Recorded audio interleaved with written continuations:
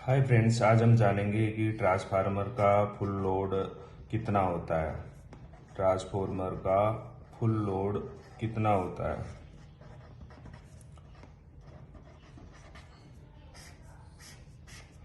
जैसे हमारे पास 1600 केवीए का ट्रांसफार्मर है।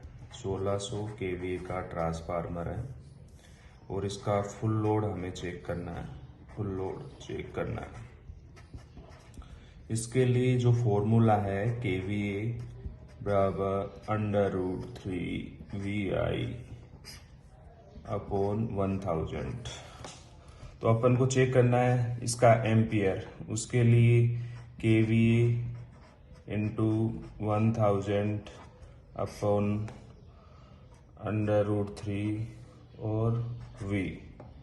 तो केवीए में हम इसका मान रख देंगे जो अपना 1600 है, 1600 इंटू 1000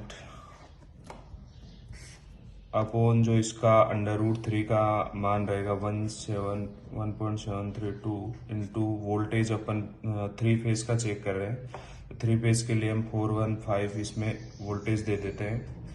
अब इसको इंटू करते हैं तो 1600 और 30, ये इसको इंटू करने के बाद में आया और इन दोनों को इंटू करने के बाद में जो मान आएगा वो 718 आएगा। अब इन दोनों को कट करने के बाद में जो मान आएगा वो 2228.41 आएगा। ये इसका फुल लोड एम्स होगा। फुल लोड एम्स होगा। तो आपको पता ही होगा कि ट्रांसफार्मर पे हम फुल लोड नहीं दे सकते। तो ट्रांसफार्मर का हम 75 से 80% लोड दे सकते हैं। तो इसका जो एम्पियर आ रहा है उसका हम 80% अगर निकालते हैं तो 2228.41 इंटू 80 अपॉन 100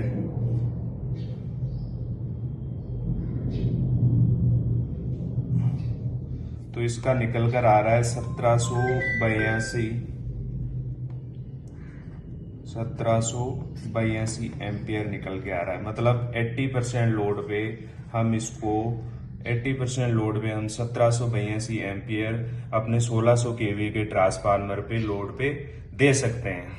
अब इसका मैं आपको शॉर्ट की बताऊं।